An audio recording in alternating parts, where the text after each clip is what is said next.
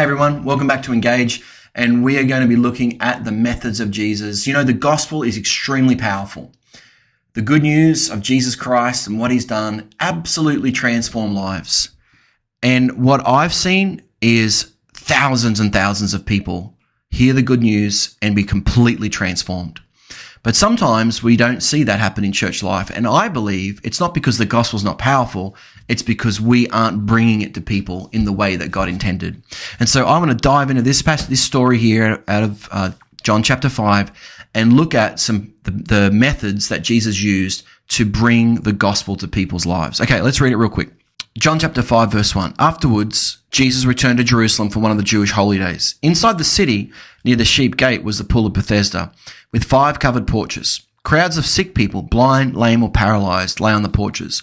One of the men lying there had been sick for 38 years. When Jesus saw him and knew he had been ill for a long time, he asked him, "Would you like to get well?" "I can't, sir," the sick man said, "for I have no one to put me in the pool. When the water bubbles up, someone else always gets there ahead of me." Jesus told him, "Stand up, pick up your mat and walk." And instantly the man was healed. He rolled up his sleeping mat and he began walking.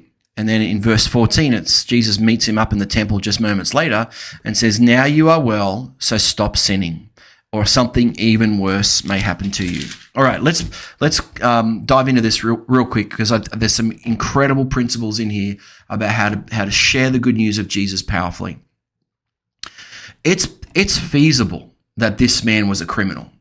It's feasible that his injuries were due to corporal punishment that the Romans dealt out on him. How do we know this, and what would lead me to think that? Well, number one, Jesus warns him to stop sinning at the end of this story. Stop sinning unless something worse happens to you.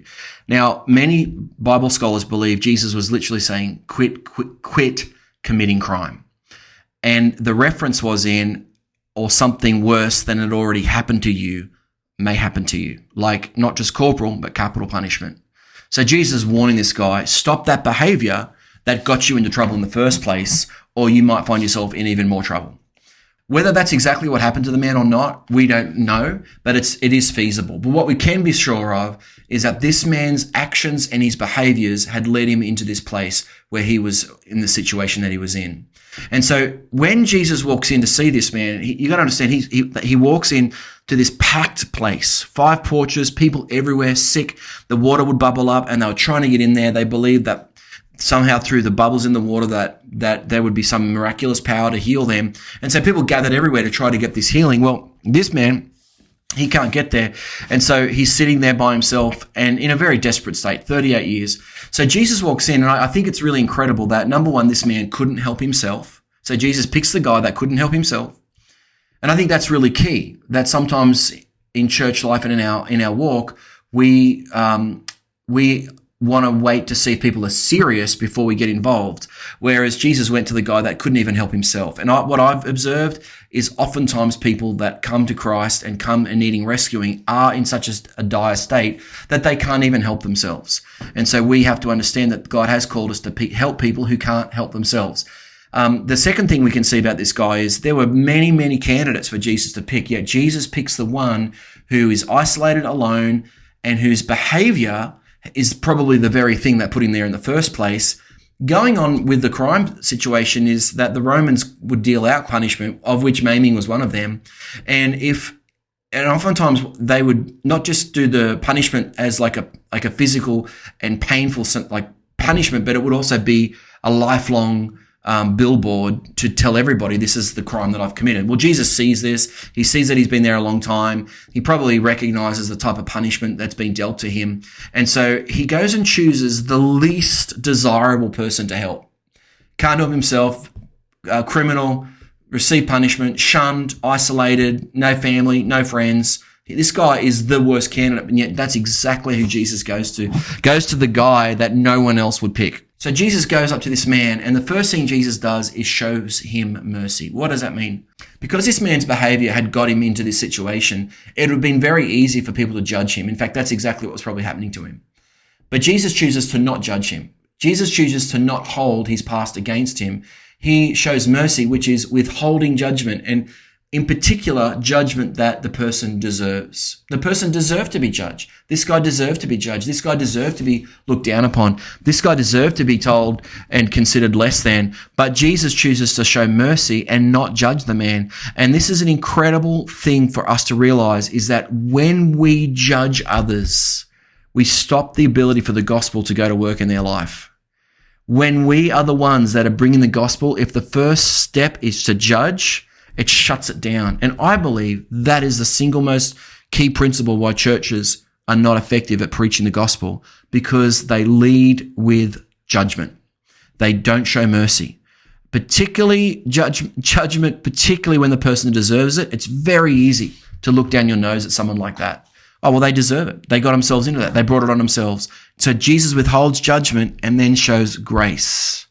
So if mercy is withholding something, judgment, then grace is giving something. Mercy, withholding what they deserve. Grace, giving what they don't deserve. And that's exactly how God's treated us. He's withheld judgment against us, which we deserve for our sin, and he's given us grace, reconciliation with him, which we don't deserve. Right standing with him, reconnection to him. We don't deserve that, but he's given to us. He's withheld judgment, mercy, and he's given us grace, which we didn't deserve. And this is the beautiful, powerful double punch combo of the gospel. If we, when we are going out and reaching people and ministering to people, and this is what we do at our church, if we withhold judgment, showing mercy, no matter who you are or what you've done, you're welcome here. It's okay to not be okay. You can come as you are. No perfect people allowed. These are all things that we believe because we understand that we too have been shown mercy. And people come in who have all kinds of hurts, habits, and hang-ups, and when they experience judgment, their hearts shut like an iron door. But when they experience acceptance, that's when God can start to move. So withholding judgment and giving grace. And I just said, we show grace to people by accepting them, loving them, caring for them, being concerned for them, helping them, serving them. What are the things we can do to get around them, pray with them, or provide physical food, all these kinds of things that, they deserve, they don't do. That's the beautiful thing about grace. They don't deserve it, but that's what makes it so powerful. Because they don't deserve it, we dive in and help where we can. And it's when people get into that double punch situation, withholding what they deserve and getting what they don't, that's when the Holy Spirit can go to work and start to change someone's life. We recently had a lady come to our church in Newcastle, and she said, I've been to plenty of churches where I felt welcome, but never a church where I felt accepted. And that is a key difference, that we give acceptance to people. There's a beautiful story around this idea. Here in Las Vegas, we had a lady in our church that ran a ministry to strippers on the Las Vegas Strip. And she brought one of the girls that she'd been witnessing to and invited her to church. The girl came along. She was an active stripper. And this girl tells a story. She said, I was coming along to church and I saw the sign outside. It said, it's okay not to be okay. And I thought, well, that's great because I'm not okay.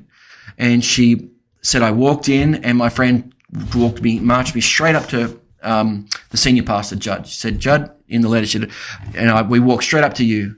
And and her friend says, hey, Pastor Judd, this is my friend Sarah, whatever her name was. And Sarah said in the letter, I knew, Judd, that you knew who she was, and therefore you knew what I was. And I was waiting, expecting, anticipating scorn, ridicule, disdain, judgment, rejection. Just a glint. I was watching for it. I expected it. I deserved it. And yet from you, I got a big smile, a big hug. You didn't even bat an eyelid. You just gave me a big hug and said, we're so glad you're here. And she said, in that moment, something in my heart cracked. A hardness, a darkness cracked, because I thought, these people are accepting me and they know who I am. They know who I am and they're accepting me. And that is mercy. Judd could have said, well, you're involved in a horrible industry that's hurting lives and I'm going to judge you for that. Instead of that, he withheld any judgment that may have been deserved and instead showed grace gave her something she may not have deserved, love, acceptance, welcome, warmth, all those things. And she goes on to say that was the start of God absolutely transforming her life, and now she's out of that industry and walking with Jesus. And I think this is a classic example of withholding judgment and showing grace. Now, here's the cool part about this, because sometimes people go, well, you got to tell them what the Bible says.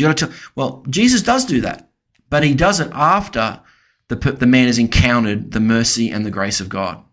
He then goes on and says, hey, quit committing crime unless something worse happens to you. And so he does lay down principles, but he waits until the power of the gospel and the power of God's Spirit has done the work in the man's heart. And then he says, right, now that all this has been healed and taken care of and you're on the right track, now let's get to the principles. What are the things? What are the kingdom rules that you need to apply to your life that are going to help you and protect you? A lot of times in church, we can start with the rules and then wonder why people go, I'm good, I'm out. No, thank you. Because the mercy and the grace of God have not had a chance to go to work in their hearts. We have a phrase for this principle. It's called, you belong before you believe and before you become. And what does that mean? It means you belong to this church family. You're welcome here. You can belong. We have people that serve on our teams that aren't even believers. The amount of people that have jumped on teams, whether it's an usher, a door greeter, what you name it, just obviously not key leadership levels, but just getting involved, helping out. The amount of people that have started there with no faith and they've crossed the line of faith because they've been accepted and allowed to belong to something. Incredible amount. And we see that. And then once you become that, you belong first, and then you start to believe the things that Jesus taught us, and you see that start to transform your life. And then in time, you start to become the person that looks like a follower of Jesus. A lot of churches have it flipped. You have to become like us if you want to belong and believe. And that is not what we do. That is not the gospel. That thinking kills the power of the gospel. And we want to see the gospel touch and transform lives. So guys, just get excited about what God can do through you when you show mercy, withholding judgment, when you give people, serve people, help people who don't really necessarily deserve it. Watch what God will do. And then in time, his principles will begin to transform their lives. Hope you enjoyed today's session. We've got one more after this. Love being able to share this stuff with you.